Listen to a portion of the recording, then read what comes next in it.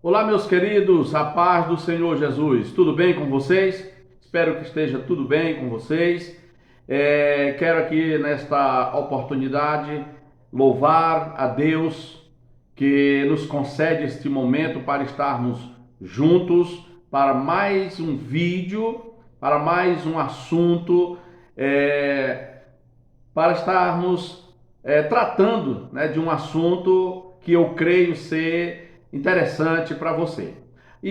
Mas antes de entrar aqui no assunto que vamos estar falando, quero agradecer a cada um de vocês, né, agradecer a todos vocês, dizer que sou muito feliz, estou alegre por entender, né, perceber que os amados irmãos e amigos estão prestigiando o nosso trabalho. É um trabalho que começou sem nenhuma pretensão, mas estamos indo e graças a vocês que de certa forma aí me dá incentivo, vocês são minha motivação e assim nós estamos contentes. Então, muito obrigado a todos vocês inscritos neste canal, aos não inscritos ainda, mas que têm assistido os nossos vídeos.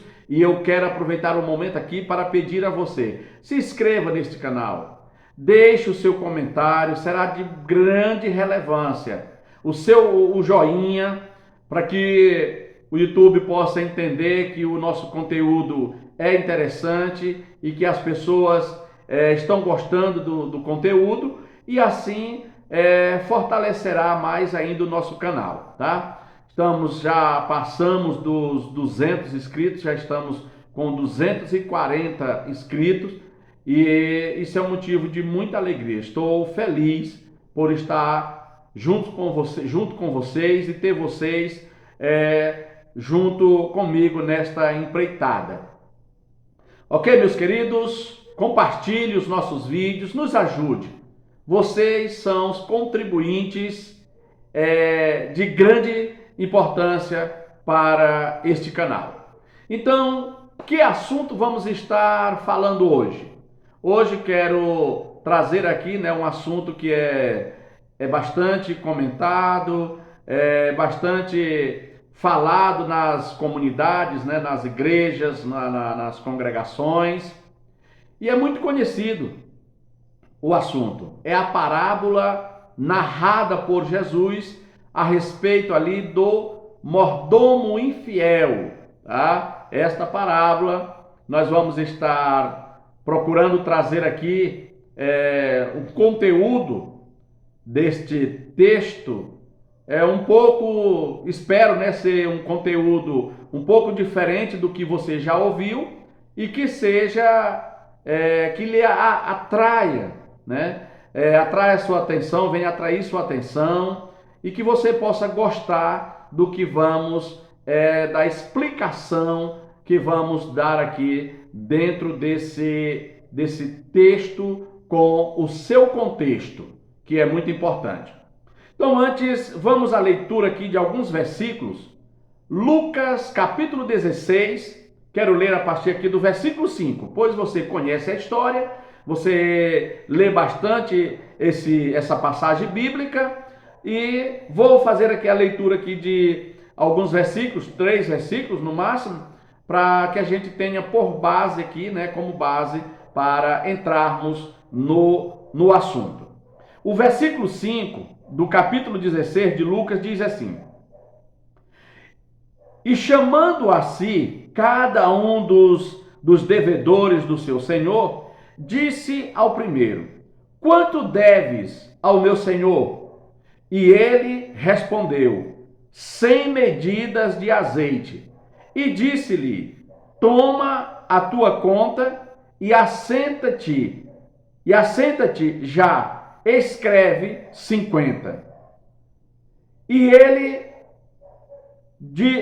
versículo 7, disse-lhe, pois, a outro: e tu, quanto deves? E ele respondeu: 100 alqueires de trigo. e disse-lhe: toma a tua conta e escreve 80.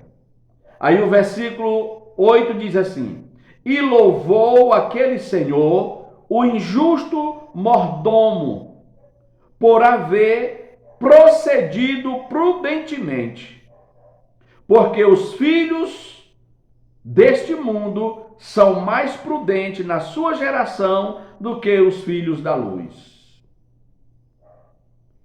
Que coisa! O que o Senhor Jesus estava querendo dizer com estas palavras? Que os filhos deste mundo é mais prudente que os filhos da luz? Você já entendeu? Você leu? Já ouviu? Você já entendeu? Tem convicção de que você compreendeu esse texto dentro do seu contexto? Vamos ver se tudo que você já ouviu a respeito dessa narrativa, se realmente já você está convencido de que o que você aprendeu está correto. Ou se vai ter alguma coisa a mais, vai ter algo diferente no que nós vamos apresentar aqui para você, no contexto dessa narrativa. Certo, entendemos que a narrativa aqui, feita por Jesus, nesta parábola, fala de um senhor que, tendo um mordomo ou um administrador, e havendo ali também outras pessoas que também prestavam serviço àquele senhor.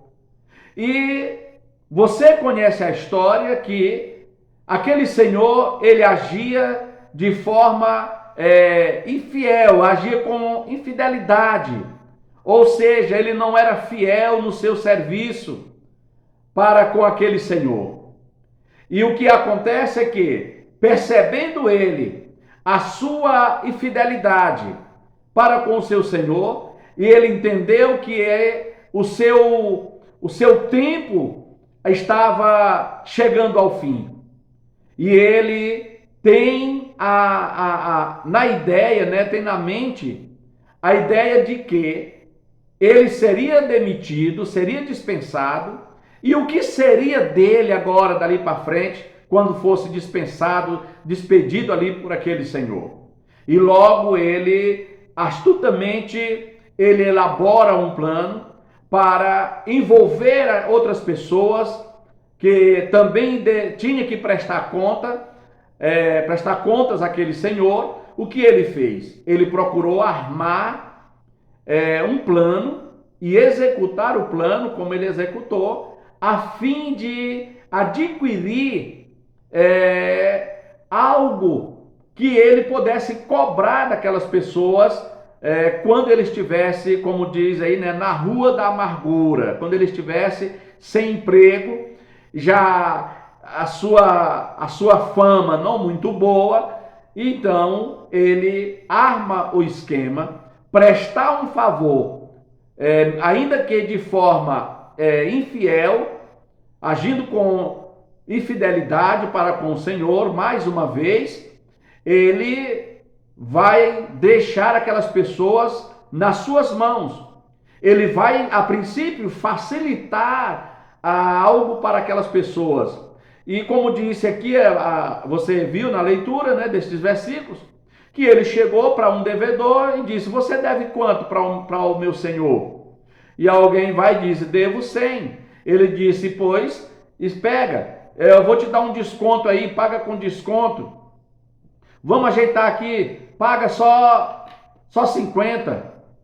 Ele vai a outro e diz: quanto tu tem que pagar para o meu senhor? 100 alqueires de trigo. Ele vai e diz: olha, pois vamos dar um jeitinho aqui, nota aí que tu deve só 80. E assim foi, segundo a narrativa. E quando Jesus ele conta essa história, ele tem um ponto principal que eu quero chamar a sua atenção aqui. Qual era o ponto principal que Jesus queria trazer para aplicação ali na vida dos seus ouvintes, na vida dos seus seguidores. O ponto principal é a prudência. A prudência. Por isso, o porquê dele dizer que aquele Senhor elogiou, exaltou, não a prática da infidelidade cometida por aquele administrador, por aquele mordomo, mas a forma prudente, né? A prudência com que ele esquematizou para ser beneficiado. Então a questão aqui é a prudência. O termo filhos deste mundo, ou filhos da luz, não é muito comum dentro das Escrituras.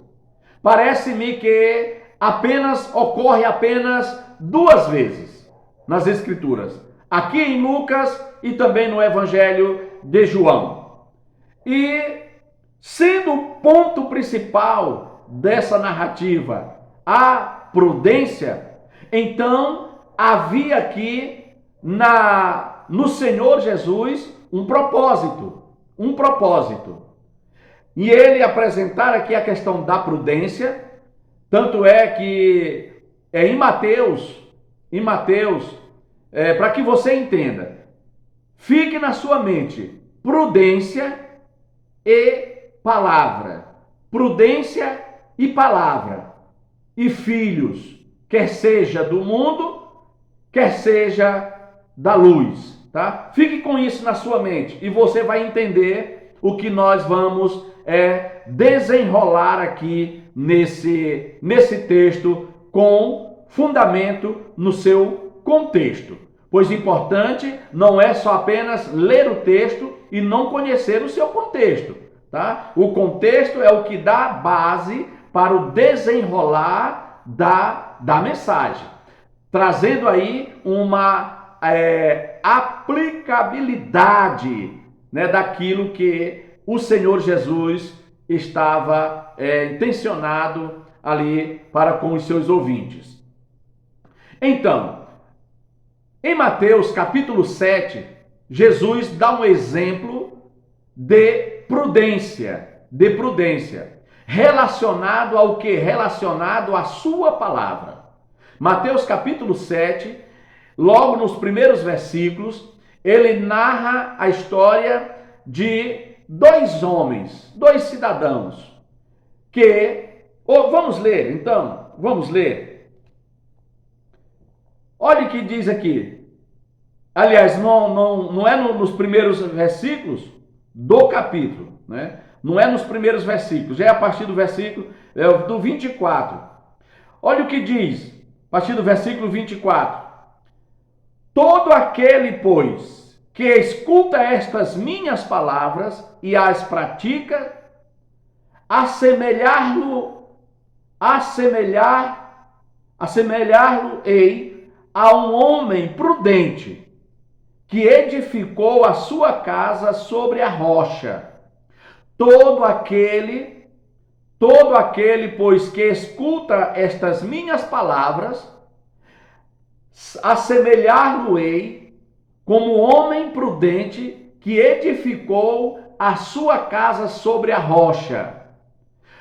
O que Jesus está querendo dizer? Que quem edifica uma casa numa rocha, ele está seguro, não correrá o risco da sua casa, da sua construção, sofrer um desmoronamento, um desabamento. Porque vai haver o quê? Uma solidez naqueles alicerces. Isto é prudência. É prudência no agir, prudência nas atitudes de fazer a coisa correta para que se tenha um bem-estar.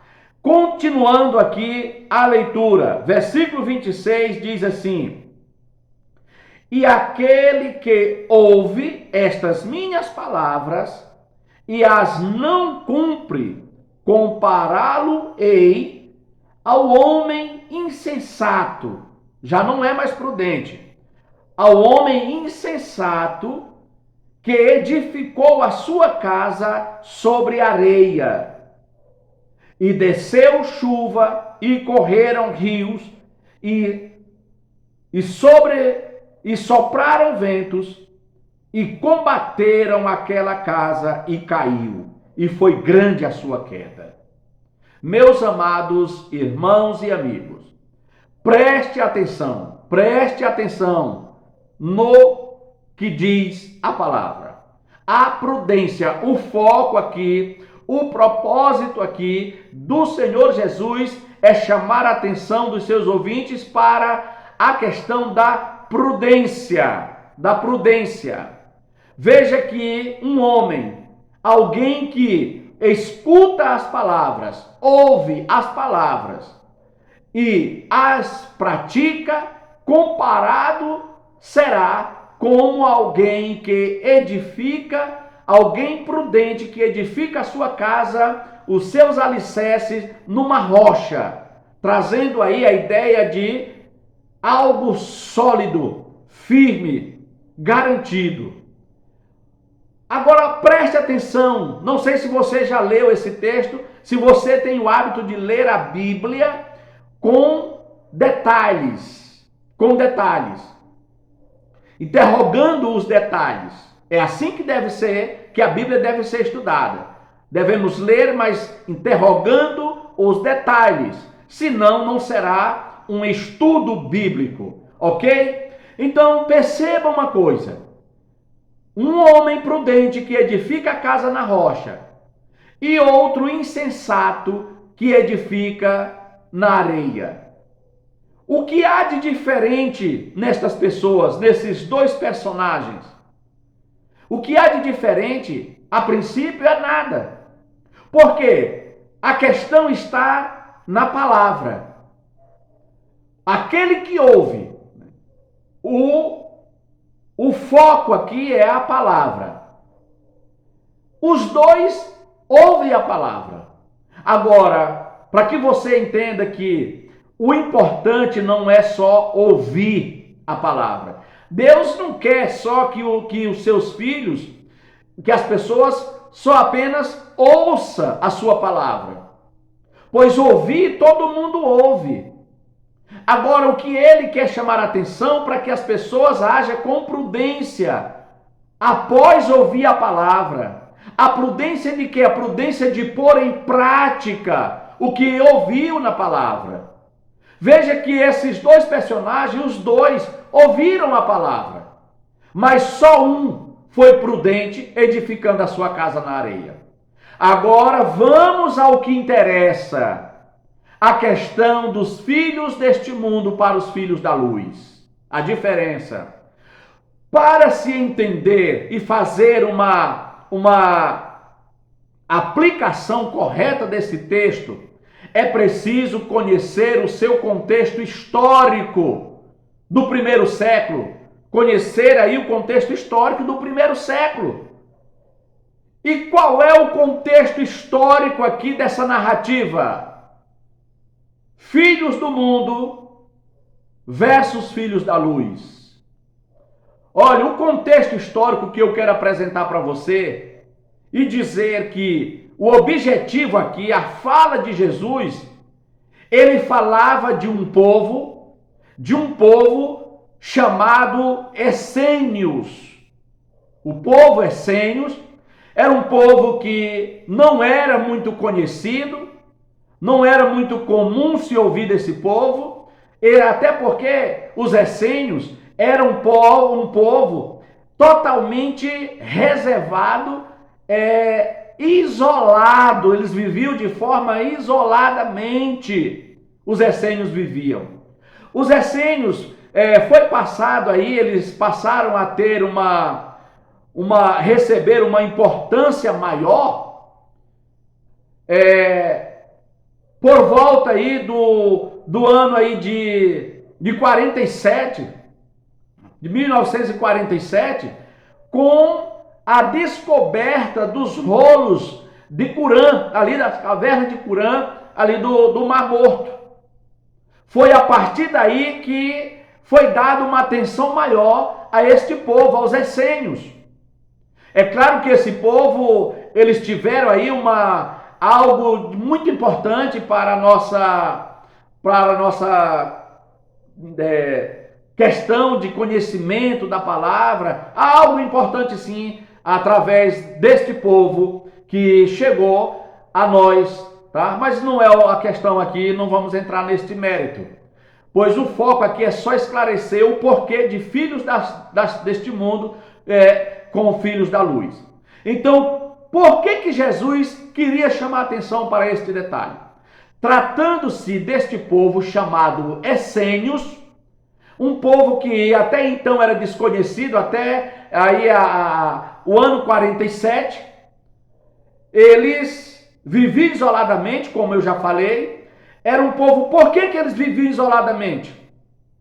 Porque os essênios, eles acreditavam e professavam e viviam como se eles fossem os únicos escolhidos por Deus. Eles eram os filhos de Deus e acabou. Era eles e mais ninguém.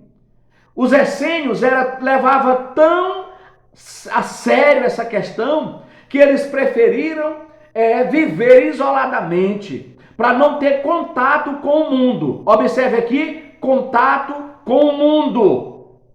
Eles não tinham contato com o mundo daquela época.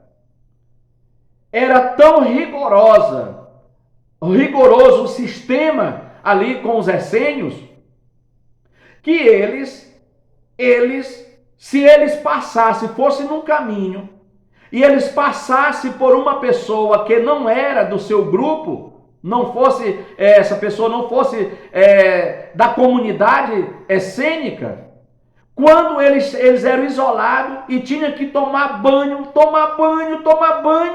até passar e sofrer uma purificação. Não precisava nem falar com quer fosse judeu, quer fosse outra nação. Bastava não pertencer ao grupo dos essênios. Se eles passassem numa distância razoável, eles tinham que passar por este processo de purificação. Só porque foi forçado a olhar para uma pessoa que não era essênio. Então eles se consideravam os verdadeiros filhos da luz. Olha aí que o negócio aqui vai começar a ficar diferente, a sua compreensão.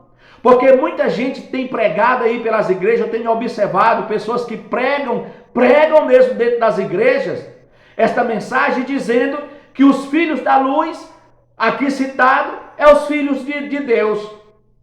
Mas o que Jesus diz não é isso. A interpretação desse texto é que os essênios é que se consideravam filhos da luz. E aqueles que não pertenciam ao grupo essênicos, eles eram considerados como filhos deste mundo. Por isso que eles viviam isoladamente, para que eles não se contaminassem com as pessoas deste mundo, que eram os judeus. Eles tinham, os essênios, eles tinham a sua comunidade como única e exclusivamente escolhida por Deus como os filhos da luz, que eles esperavam dois Messias. Eles esperavam um Messias sacerdotal, vindo aí de Arão, e esperavam um Messias real, de Israel. E eles acreditavam que com a chegada deste Messias, haveria uma batalha contra, digamos aí, contra o chamado povo deste mundo. Aonde eles esperavam que esse povo fosse banido, fosse exterminado, porque só eles eram de Deus e Deus era só deles. Aí aqui é que está a questão. Jesus estava dizendo ali, como se Jesus estivesse sendo um pouco né, não sei se devo dizer isso, mas vou dizer, Jesus estava sendo um pouco irônico, pois eles, os essênios, é que diziam ser os filhos de Deus e os demais serem filhos deste mundo. Inclusive Jesus era filho deste mundo, no dizer dos essênios. Por quê? Porque filho do mundo eram os que estavam envolvidos com o mundo, as pessoas do mundo, com os pobres, com os humildes, com os necessitados. E Jesus estava onde? Jesus estava no meio, no âmago desse povo, que os essênios consideravam como o povo do mundo. E Jesus também foi considerado como filhos do mundo, porque Jesus estava no âmago desta sociedade, amando esta sociedade. Aí agora, por que Jesus vai dizer que os filhos deste mundo são mais prudentes? Porque Jesus, era como se Jesus estivesse dizendo assim, olha,